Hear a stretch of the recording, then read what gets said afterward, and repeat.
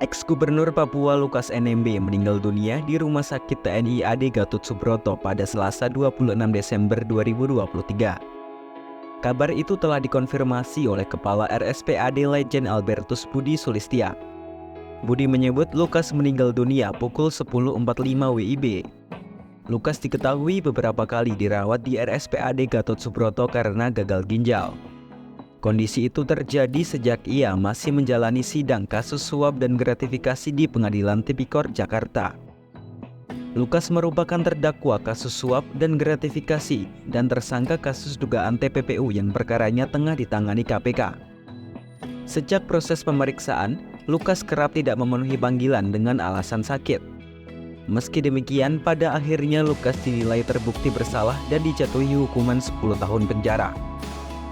Berikut profil ex-Gubernur Papua Lukas NMB. Lukas NMB lahir di Papua pada 27 Juli 1967. Ia memulai karirnya sebagai PNS di kantor Sospol Kabupaten Merauke sejak tahun 1997. Setahun kemudian ia mengajukan izin belajar di Cornerstone College Australia hingga selesai pada tahun 2001. Karir politiknya pun semakin melejit. Lukas menjabat sebagai Wakil Bupati Kabupaten Puncak Jaya periode 2005-2011. Pada pertengahan masa jabatannya, ia dipercaya sebagai Ketua DPD Partai Demokrat Provinsi Papua periode 2006-2011 dan 2011-2016. Baru 2 tahun menjadi Wabub, Lukas diangkat menjadi Bupati Kabupaten Puncak Jaya hingga tahun 2012. Setahun berselang, Lukas menjadi Gubernur Papua periode 2013-2018. Pada akhir periodenya, Lukas kembali terpilih memimpin Papua periode 2018-2023.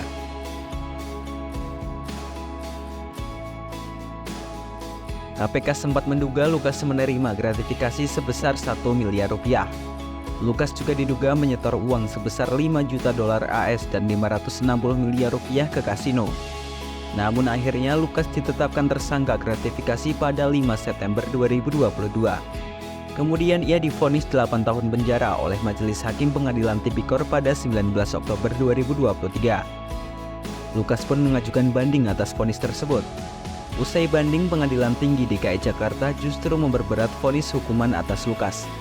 PT DKI Jakarta mengubah putusan 8 tahun penjara menjadi 10 tahun penjara.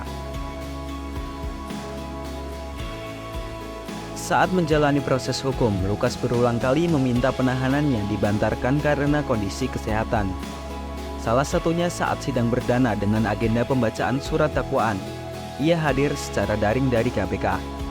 Lalu pada 26 Juni hingga 9 Juli, hakim mengabulkan pembantaran penahanan terhadap Lukas selama 2 pekan untuk dirawat di RSPAD.